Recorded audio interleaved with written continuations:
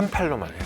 어느 정도의 상황인지 이제 알겠죠. 물론 이제 이 경우는 이제 팔이 3개인데 그 중에 1개가 나간 건데 이게 왜 이렇게 됐냐. 경상도 정지부장의 투시경. 자, 우크라이나에서 뭐 새로운 일이 벌어진 건 아니에요. 근데 이게 워낙에 일어났던 일이 충격적이기 때문에 CNN 같은 경우에는 아직도 이 우크라이나의 러시아 공습, 러시아 공군기지 파괴에 대한 얘기를 제일 머리 기사에 올려놓고 있습니다. 월스트리트 저널도 마찬가지입니다. 우크라이나에 정말 정신이 번쩍 드는 러시아 타격에 러시아의 글로벌 군사 전략 자체가 지금 망가지고 있다. 바꿔야 된다. 대혼란에 휩싸였다라고 하는 거죠. 우크라이나의 주장에 따르면은 41대를 파괴했대요. 전략 폭격기 그러면은 러시아로 치면은 Tu-22, Tu-95 뭐 이런 것들인데 이게 우리가 익숙한 미국식 개념으로 얘기하면은 B-52 무슨 B-2 뭐 이런 거예요. 근데 이제 이런 것들이 좀 오래됐어요. 우리가 핵 공격을 한다라고 했을 때 크게 3가지가 있습니다. 하나는 미사일을 쏘는 거예요. 우리 땅에 딱 앉아가지고 적국을 향해서 미사일을 슝 쏘는 이게 이제 1번.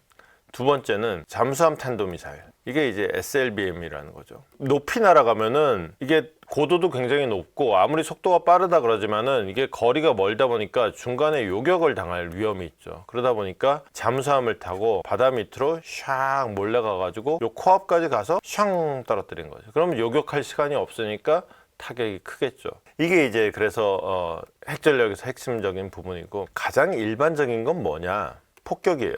B-52, B-2 또는 Tu-22, Tu-95 같은 비행기를 타고 여기까지 날아가는 겁니다. 그리고 상공에서 빠방! 히로시마에서 떨어뜨린 거는 그야말로 떨어뜨린 거고 이런 거는 이제 하늘에서 미사일로 쏴버리는 더 빠른 이런 장치가 되겠죠. 크게 이렇게 3개 정도가 있는데 여기서 폭격기가 우크라이나의 주장에 따르면 41대가 작살났다. 41대면요. 이 러시아의 전체 이 전력 규모가 얼마인지 정확하게는 알려져 있지만 않지만 상당한 규모입니다. 더군다나 이게 41대는 보통 전쟁 중에 우리가 이렇게 상대방을 세게 때렸다라고 발표하는 거는 되게 뻥이에요. 나폴레옹은 자기가 전쟁을 수행하면서 기사를 거의 본인이 직접 쓰다시피 했거든요. 나중에 알고 봤더니 그 상당수가 다 뻥이었어요. 자기가 조금 이긴 건 왕창 이긴 걸로 쓰고 심지어 자기가 왕창 졌는데도 별로 안 진 것처럼 심지어 자기가 이긴 것처럼 쓴 적도 많아요. 그러니까 41대를 다 때려부셨다? 이것까진 모르겠고 근데 만약에 이게 과장이라고 치더라도 20대 정도만 때렸더라도 이것만 해도 엄청난 전략의 타격이다. 왜냐? 러시아의 전폭기는 노후화되어 있는데 최근에 러시아는 폭격기들을 더 이상 생산을 안 하고 있었어요.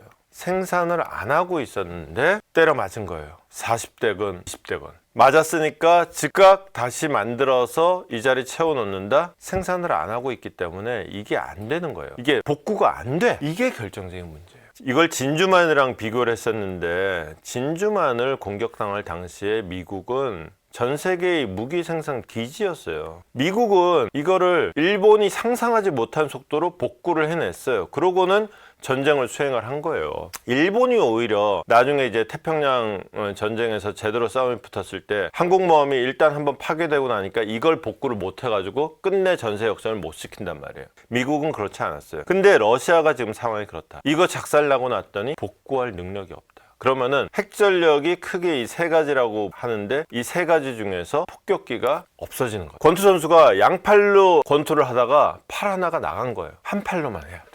어느 정도의 상황인지 이제 알겠죠. 물론 이제 이 경우는 이제 팔이 3개인데 그 중에 1개가 나간 건데 이게 왜 이렇게 됐냐. 그동안 이제 우크라이나에서 이게 지도를 이제 지구본으로 하다 보니까 조금 각도가 이상하긴 한데 우크라이나에서 이제 이번에 타격을 한 데가 이제 북해 쪽, 그 다음에 이 몽골 바로 위 모스크바 인근까지 다양한데 원래는 요 근방에 많았어요. 군사 기지들이 있었는데 이 우크라이나가 자꾸 드론을 날려보내 갖고 얘들을 귀찮게 하니까 이걸 보호하려고 러시아가 드론이 못 날아오는 데까지 보내자. 그래서 폭격기들을 말하자면 우크라이나에서 먼 곳 후방으로 이동을 시킨 거예요. 북해 끝이나 여기 몽골 상구까지. 근데 얘들이 이제 요거를 몰래 가가지고 여기서 이제 드론을 날려서 깨버린 거죠. 이게 어떻게 가능했느냐. 이게 타격을 피하려고 멀리 뺐는데 멀리 빼면 무슨 문제가 생기느냐? 폭격기가 뜨겠죠. 떠서 우크라이나에 폭격을 가하고 다시 돌아가겠죠. 이 동선이 노출되는 거예요. 아, 너 이렇게 다녔어? 니네 기지가 이렇게 돼 있었어? 니네 기지에 착륙하는 데가 이러네? 니네 기지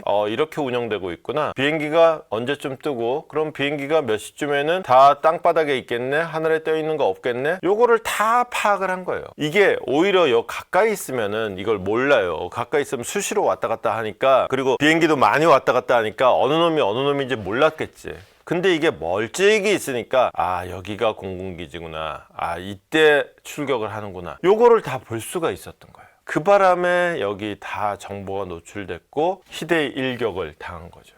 희대의 일격도 어떻게 당했느냐? 젤렌스키가 굉장히 전략적인 발언을 딱 한 거예요. 우리가 흔히 알고 있는 KGB, 그 후신 FSB, 이게 이제 우리로 말하자면 러시아의 국정원이죠. 얘네가 작전본부를 우크라이나 안에 만들지 않고 러시아 안에다 만들었는데 작전본부가 얘네 바로 옆이었다. 야, 얘네 완전 등신들이야. 러시아 국정원 완전 바보들이야, 바보들. 특히나 푸틴이 KGB 출신이잖아요. 완전 망신 이런 대망신인 거죠. 러시아는 그냥 영공이 뚫렸을 뿐만 아니라 정보도 지금 완전히 바닥이다. 무능의 그 끝판왕이다. 러시아는 지금 경제가 매우 안 좋습니다. 그나마 전쟁해가지고 자존심으로 먹고 살아야 되는데 자존심이 작살이 난 거예요. 자존심을 그냥 와장창창 깨버린 거죠. 이로써는 이제 이 대목에서 이제 크게 한 방 매긴 거고, 이렇게 되면은 모든 권력자가 그렇습니다. 이렇게 되면은 심리적인 효과는 일단 국민들한테 우리 바로 옆집에서 일어나는 일도 국정원 애들이 모른다? 국정원 못 믿겠다. 일단 신뢰가 추락하겠죠. 그 다음에 이제 불안. 당장 내 앞에서 내 발밑에서 폭탄이 터져도 우리나라는 나를 지켜주지 않는다. 이게 이제 여론의 악화로 이어지겠죠. 이게 첫 번째 하나가 있고, 두 번째는 푸틴의 입장에서는 어떻게 했느냐. 일반 국민들의 불안감과 불신이 이러할진데 최고 권력자의 불안과 불신은 오죽하겠어요. 야, 이놈들아, 니들한테 오만 권한을 다 줬더니 더군다나 니들 내가 친정아니야, 이따위로밖에 일 못해? 이러면은 보통의 경우에 일단 숙청 작업이 벌어집니다. 근데 전시 와중에 숙청이라는 게 이게 또 위험해요. 우리도 진짜 축구 꼬일 때 막 대회 중에 막 감독 바꾸고 그러죠. 그게 안 되는 집안 특징이에요. 이 와중에 이게 특히나 더 무서운 건 뭐냐, 영국이 국방비를 어마무시하게 늘렸어요.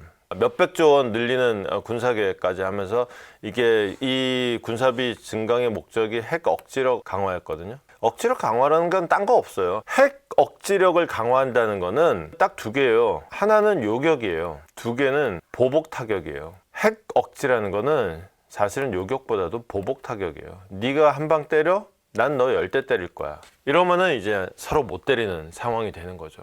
그래서 서로 막 핵 능력을 높였다가 야, 이러다 우리 전부 다 죽는다. 야, 우리 지금부터 몇 개만 남기고 싹 다 폐기. 이게 미소 군축 협상이었던 바로 그런 건데, 이걸 영국도 이러고 있다. 그럼 보복 타격 능력을 강화하겠다 하고 있는데 러시아의 핵 능력이 약화됐네? 그럼 뭐예요? 딱 두 개를 놓고 보면 얘는 강해지는데 얘는 약해진다. 불균형이 발생하는 거죠. 러시아 입장에서는 미치고 팔짝 뛰는 거예요. 가뜩이나 얘는 이러고 있는데 내 능력은 지금 약화가 됐어. 최소한 폭격기 통해서 핵 폭격을 한다는 거는 지금 불가능해. 두 손으로 열심히 싸우고 있다가 지금 한 손 나갔어. 한 손으로 해야 되는데 저쪽에서는 손이 하나 더 생겼네? 이 상황이 되는 거죠. 러시아 입장에선 그런데 우크라이나 입장에선 뭐냐, 이거는 매우 전략적이고 기본적으로는 상징적인 액션인데 유의미하다. 전략적이고 상징적인 액션이긴 한데 쉽게 얘기해서 이거예요. 드론이라는 거를 러시아는 크고 우크라이나는 사실 작은 나라잖아요. 싸움이 사실은 택도 없을 줄 알았지. 물론 미국이 도와주니까 여기까지 오긴 했지만, 근데 이 와중에 지금 미국이 발 뺄라 그러고 있죠. 미국이 발 뺄라 그래도 우크라이나가 버티고 있는 데는 현대전에 대한 새로운 개념이 왔기 때문에 500만 원 하는 드론으로 5천억 하는 폭격기를 작살내도 꼼짝 못하는 게 이게 현대전이다. 탑건 매버릭에서 악역 비슷하게 나오는 제독께서 언젠가는 조종사가 필요 없어질지도 모른다 그랬을 때 그 매버릭이 그러죠. 톰 크루즈가 그러죠.